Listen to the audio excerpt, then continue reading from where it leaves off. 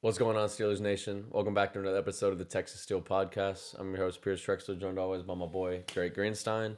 Here to kind of just dive in, a little bit of a recap of everything that went down in Pittsburgh in the Dallas Cowboys game, and then previewing everything to come here in a couple of days, going on the road to Las Vegas, playing the Raiders. But Drake, obviously, we were at this one. It was an absolute gut punch and a half for staying in the game for most of the time and then just kind of having it slip and be pulled away out from under our feet near the end there. But tap in. What we got? You know why I'm wearing this jersey, Pierce? Because we need someone else in the receiving room. We have legends back then. No, that's not why I'm wearing this jersey. I'm wearing this jersey, bro, to commemorate when we used to have skill players that weren't divas. The days where we had guys like Hines Ward put his body on the line, lay a block down. Every single play was not just a waste of play. If you weren't involved, you would still do your assignment. I'm at a loss for words, bro. Yeah, it's AB, then it's Juju, then it's Martavis Bryant, then it's Deontay Johnson. Now it's George Pickens, bro. Don't forget Claypool. Oh my! Throw that to the list. Yeah, I am sick of diva receivers. I'm sick of always hitting the headlines. We are top notch on finding two things: edge rushers and receivers, bro. We get it out like a freaking factory.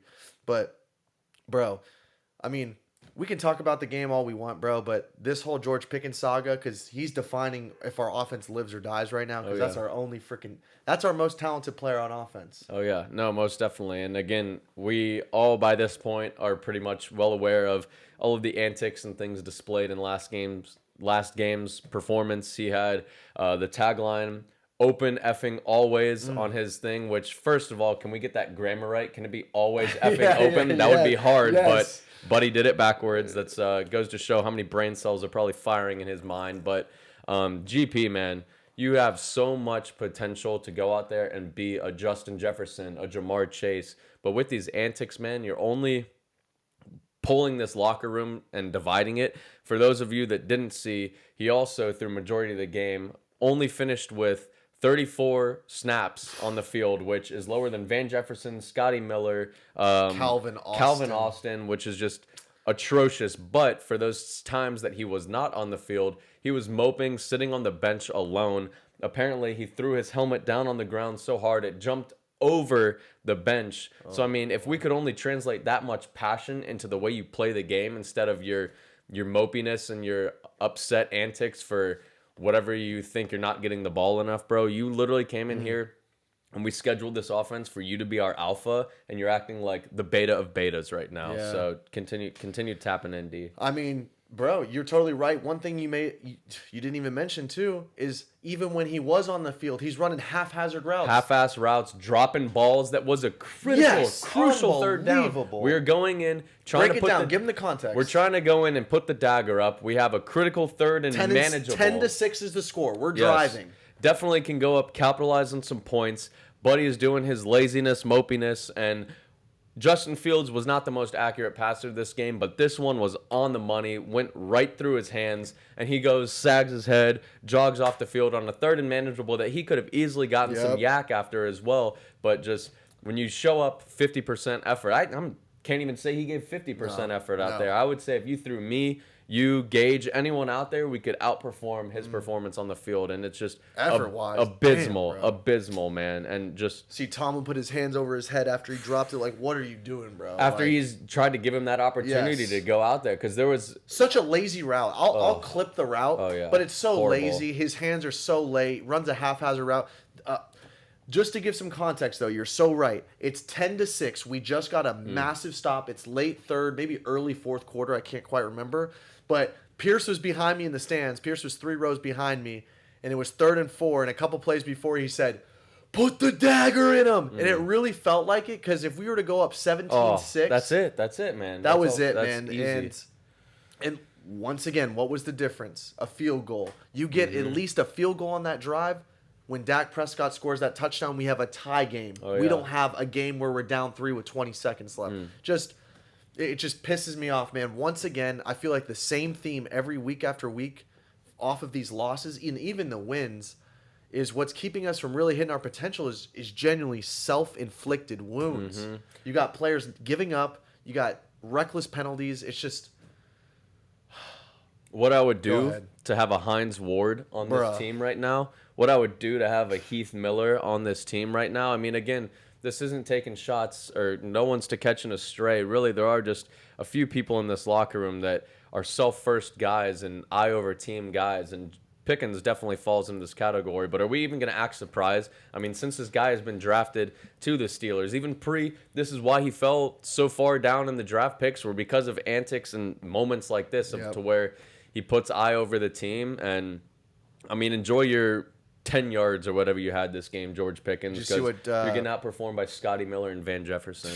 do you see what Pat Fryermuth said post game? They were talking to him, and they were asking him about targets, and he said, "Man, I'm not here to sit and bitch and complain, quote for quote, on targets, man." Love that. There's Yeah. some accountability. But Where's the leadership? to me, that just tells me, bro, this is a larger issue behind the scenes. Oh, yeah. Pat Fryermuth saying stuff like Oh, yeah. after the game, saying basically more or less insinuating that people are, complaining about targets. Obviously, we know who, but Pat Fryermuth, respect the hell out of him. Oh, Is a yeah. hell of a leader. I'm glad we And signed to go him. out in the media and say things Yes. like that, knowing that you're going to have George Pickens looking at you sideways in the locker room, screw that, because if he's going to play intentionally and selfishly, he's only saying stuff that's going to elevate the team play.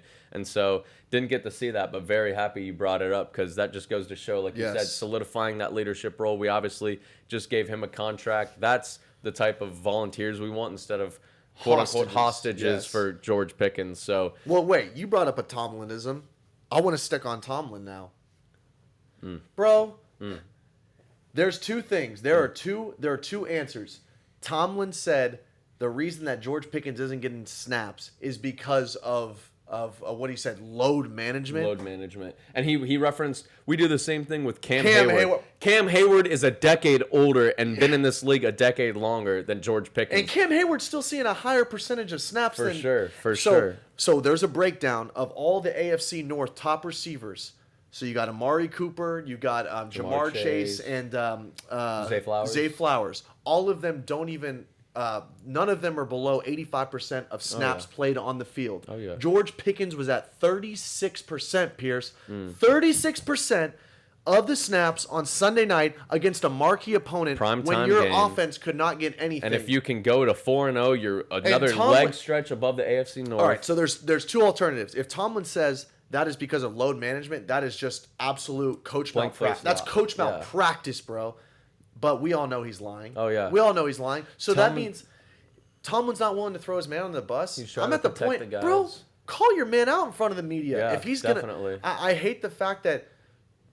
Look, I totally understand protecting the players, but when a guy is moping and giving a half-assed performance like that, I think he deserves to be called out. Oh, most definitely. I'm sorry. That's And just, if everyone's been calling him out, aside from himself, like, what is going to be the thing that makes him learn or at least want to snap out of this and actually come in and change his attitude Yeah. or change his ways? Because obviously being soft or lying for your players, protecting your players, it hasn't worked. Pickens has had these issues 3 seasons running Yeah. now. So I don't know what exactly we might need to do. And we've done this in the past. We've limited his snap counts. And then we look at how we went back out the next week against the Bengals, lit it up for 2 touchdowns, 200 yards, and on like 6 receptions. You pulled the Yes. stats up just before we hit record. And I mean, we are begging that we can have this type of bounce back from Pickens. But as of now, man, like you said, with Pat Muth coming out and saying stuff, it just doesn't seem like his head's in it, and it seems like it's a bigger issue than we had initially let on. And again, this was before news broke out. We were sitting there watching the game in person,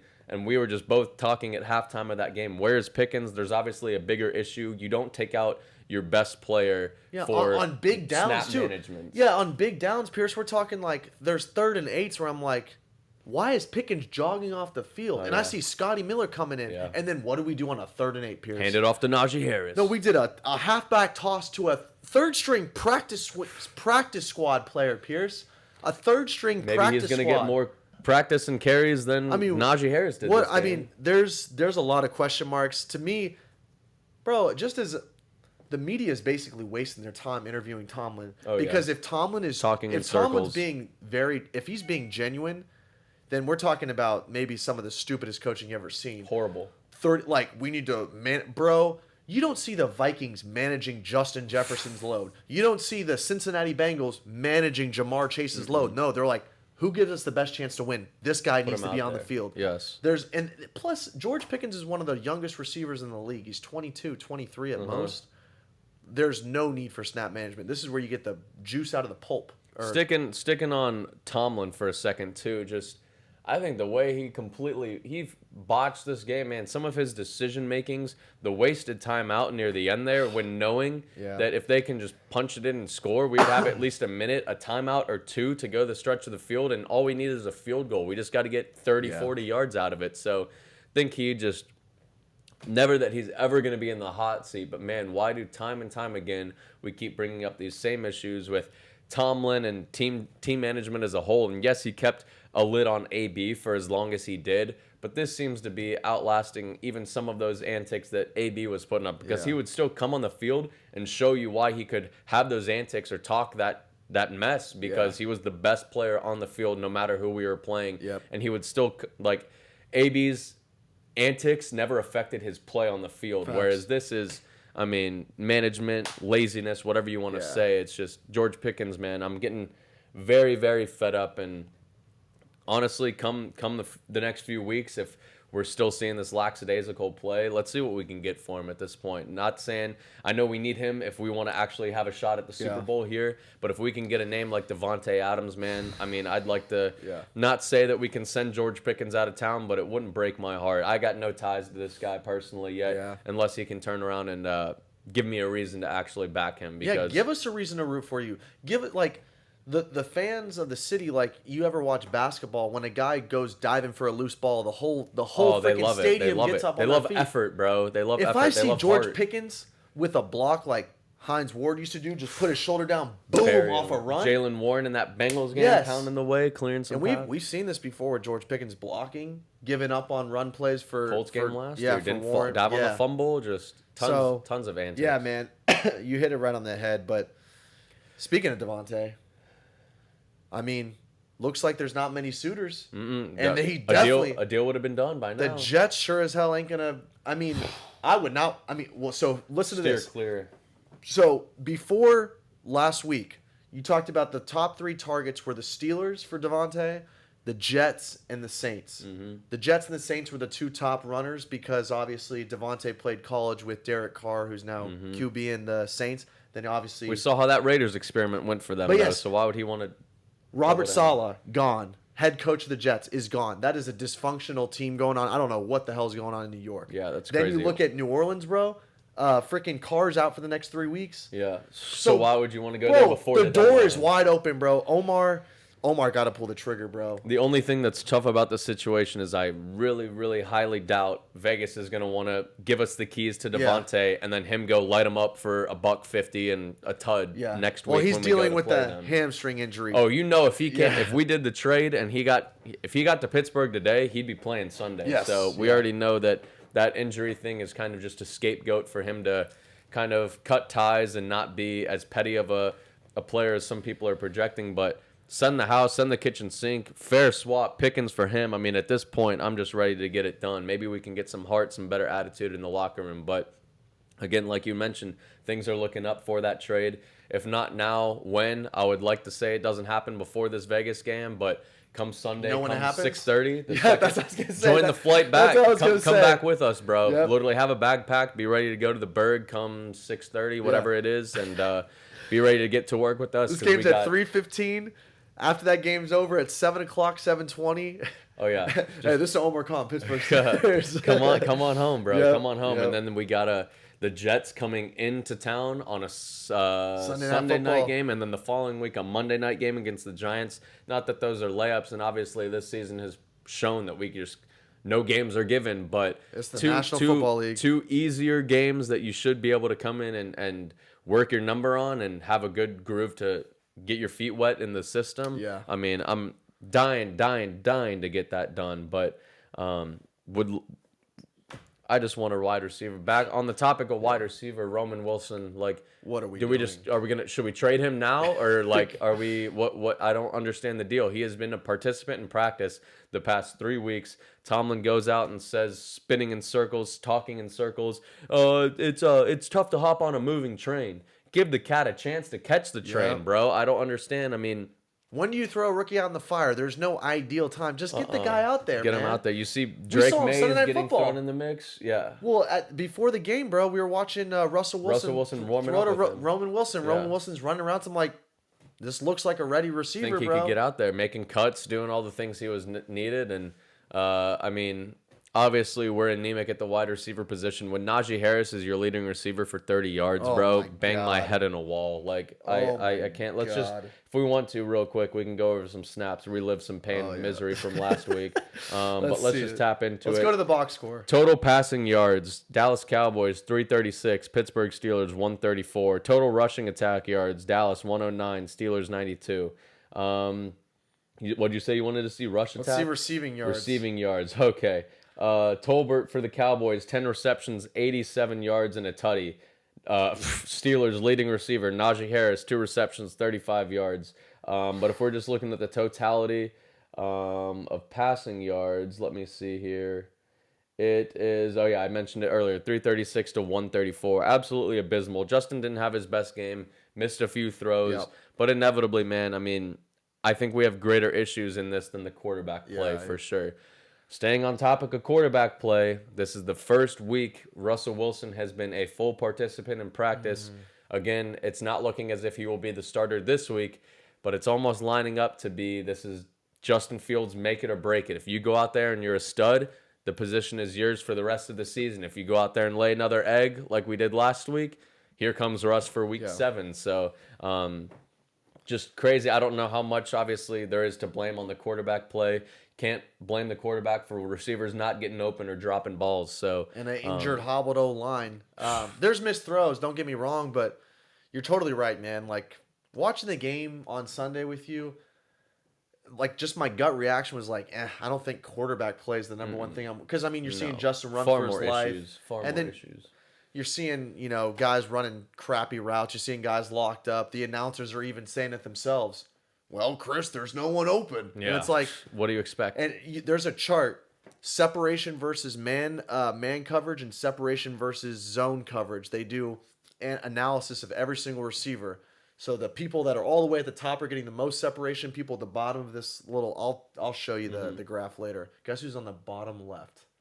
Like, worst separation versus zone and man coverage almost out of any receiver. Gotta be. No, one player. Oh, one player. Van Jefferson. I'm sure Buddy's in jail literally every time he steps out there. I appreciate had his a couple efforts in couple of blocking. third down catches that helped move the chains and keep it going, and then obviously Justin underthrew him down the right seam, which could have been a touchdown, but I mean, Let's face it, just not we wide just receiver need more two. production. No, Not a wide absolutely receiver not. two. And again, we love giving praise to Omar Khan. He's done so many good things building, but again, it's a backhand to the face just with this one. We knew all offseason that was the biggest thing. Yes. Where's our wide receiver two, Mark? Are we going to make a move? Cortland Sutton, Brandon Ayuk. What are we going to be doing? DK. And we never did that, and I think obviously we're reaping we're seeing the repercussions of it. Yeah. Anyone at this point. I mean, it's got to be giving you more than. Let's see what Van Jefferson did finish with. But you're right, man. One thing I like to point out is some of this got to go on the front office and the coaching staff. Partly because, look, I don't regret the Deontay move. That's totally fine. We got a stud at cornerback. But it's what you're saying earlier. When we made that Deontay trade, we gave ourselves, 3 or 4 months of He was time. out early. Yeah. We had tons of time. We gave ourselves 3 to 4. And actually, my mind's everywhere because I'm going everywhere. But we had plenty of time to find a receiver. But here's one thing that frustrates me about Tomlin, Pierce. And you're going to love when I say this, bro. How can you go out there? Tomlin had the audacity, bro. This just drew me up to another level. They said, have you been satisfied with the wide receiver play? Tomlin had the audacity to say, yes, you guys got guys like Calvin Austin having a career day, blah, blah, blah. Saying he's satisfied with the wide receiver room. Okay, well, tell me this. Why did we throw all of our chips on the table for Brandon Ayuk if we are satisfied with the receiver room? Talk to him, bro. And then now all we're of a sudden rumored, in the mix, the front runners for Davante, Come on. we're satisfied? Yeah, Are you kidding me? I mean, actions speak louder than words. And every time I check on Twitter, Steelers are in talks to acquire Great another point. receiver. How do you go on the podium and say, we're satisfied with our production at receiver when the media, the common NFL fan can even realize that this offense sucks? You don't got to be the receiver core, the receiving and skill making core has just been so abysmal. Oh, yeah. And then you have the audacity to say that you're satisfied. But every time I check Twitter, Pierce, trending, Steelers are in the mix for Davante XYZ Adams, receiver, whoever. Steelers you are in the name. mix to give a first-round pick for Brandon Ayuk. It's like, I've gotten numb to the Tomlin lies at this point because he never is a straight shooter with media. Yeah. He never answers questions in totality. He always dances around topics. So, I mean, it's nothing new. It's just another season for Mike Tomlin being a troll with the media. And, I mean, just while we're on the wide receivers, we got Najee Harris, lead receiver, 2 receptions, 35 yards. Van Jefferson, 5 for 26. Pickens, 7 for 26. Hayward, 4 for 23. And then Pat, 3 for 22. I mean, it drops off from there. But we got to get Pat more involved. Absolutely. Tight ends in general. Mount Washington. Why is Darnell, every time we've seen him touch the ball, he's either gotten a first down or a touchdown. So let's keep feeding the man. He's 6'8", 300 pounds. I mean, surely, even if he's not open, he's open. So get some stuff schemed over the middle. Continuously just are avoiding it. It seems like Matt Canada, his ghost is haunting us or something at this point because the play calls and everything of that sort. As you can tell, Steelers Nation, I mean, this was just a very flat performance. We wanted more. We attended this game hoping to secure a dub, and obviously it's fun being able to spend a bunch of money and see your team lose and get your heart pulled out of your body. But thankfully, it is just week 5. We're sitting at 3-2, 5th in the AFC rankings. I think we're 2nd in the AFC North behind Baltimore since they just secured a divisional dub. But moving forward, new week, new opportunity. I'm not going to come out here and say any game is a given or any team's a bottom feeder because we've obviously gone to see the Colts and the Cowboys takes have not aged well for us on this podcast. So again, moving forward, I look at each game as not setting high expectations by any stretch. I want to win, most definitely, but I am done saying this is a lock or XYZ because it's obviously any given it's Sunday, any given Sunday in the NFL. But Pierce, we are in deep trouble, bro. If Aiden McConnell finds a way to beat the Pittsburgh Steelers, Aiden McConnell is at quarterback. Might as well make a tattoo removal for this. I mean, at that point, we've seen DTR, how we handled that last season, though, and all these inferior on paper opponents thinking we can go in, walk in the trap, take over the trap, and just get absolutely abused. So if, again, you want to say this is a must win, this is an easy win, but after seeing how we've kind of handled the past 2 games, man, I just don't take anything for granted anymore. God, thank the heavens we started 3-0 because if we had fumbled one of those games, we're sitting here at 2-3, probably near the 3rd or 2nd place still in the AFC North, but we're well out of the playoff contention across AFC. But we win this game, Pierce. There's light at the end of the tunnel. I 4-2. Because just ask yourself if you told us that we would start off 4-2, I'd take it. Yeah, I'd take it. We kind of said basically at the beginning of this, before we hit our bye, we need to go 6-2. And that's totally fair. We need to win out. We can win this Vegas game. The Jets are a mess right now. I'm not saying it's a given. Don't clip me. I'm just saying it's definitely a winnable game. And then who's after the Jets? Giants. And the Giants at home on Monday night. They've been playing some tough ball. So well, let's be fair. We're still the better team amongst all those games. So I would like to think. I'd like to think too. Actually, you know what? You can't really believe anything these days. But 4-2, Pierce, and there's light at the end of the tunnel. If we know one thing, again, we've clowned on Tomlin plenty of times in the past, but when that man's back is truly against a wall, it tends to be where he shines his best. I'd like to think he's pinned in a corner right now. So let's do all that we can to go out there and attack. Obviously, we got Max Crosby on the other end. I think he's going to be going up against Broderick Jones, which praying in advance that goes well for him. I did see, I don't know if there's anything that went out about it, but during one of the drives of the last game, Broderick was holding a block, and I saw him fall to his knees and grab his elbow, which we know has been his injured one throughout this entire season. He started the season saying, I'm as healthy as I'm going to get. So seeing him wince in pain and grab the elbow from not nosebleed seats, but we are up there. I mean, obviously he's not in 100% health. Yeah. Hope he can stick and get ready. I think Isaac Sayamalu should be returning back. Or no, Yeah, he did. returned last week. Got pancake, but he came He back. did He get came back. He pancake. came back. I love seeing not sinking into that though. He Yeah, came yeah. back and was a dog. Zach Frazier's a beast, man. I'm Ooh. so happy with I that. mean, that could be our best acquisition. O-lineman. Maybe our best. I would Yeah. agree. So going into this Raiders one, man, I know we didn't have too big of a preview for this, but business is the same, man. We should go in there. We should get the job done. Aiden O'Connell. I mean, I'm trying to even think of who their receiving core is, or like Jacoby Myers is their only receiver, and he is a did not practice. Pierce, we are going against Brock Bowers and Aiden McConnell. That's all they got really on. Well, and last week we were going against the Cowboys defense, who was a bottom tier Yeah. of rush defense without a Micah Parsons and a Lawrence, and No we know excuses. how that one went. No excuses this week. Got to get it done, man. Going out to the road in Vegas, I think our past record of them over the past couple of matchups is 2-0. So hopefully we can keep that streak going in a positive direction, get to 3-0. But we'll see. Obviously, we're going to be here recapping whatever the outcome is. I'm just strapped in and along for the ride at this point. Obviously, this season has had its ups and downs, but we're still just over a quarter of the way through it. So we're going to continue pounding, doing all that we can to stack these dubs going into this bye week. But anything else before we get out of here? 4-2, light at the end of the tunnel, Pierce. Need What it. I'm clinging on to. Need it. And we were saying this was the anthem in Pittsburgh for this Dallas game. We need it more than we need air. And Yep. I mean, if that ain't the truth for this one, I don't know what is. We cannot afford to go 3-3. Steeler Nation, let's get it done. We're gonna take over Vegas. We always do. Should be a home game, damn near in terms of fan attendance. So let's just buckle up, enjoy the ride, and hope we can come out on top of it. But Yes, sir. till next time, Steelers Nation, keep that chin up. And here we go, Steelers. Here we go.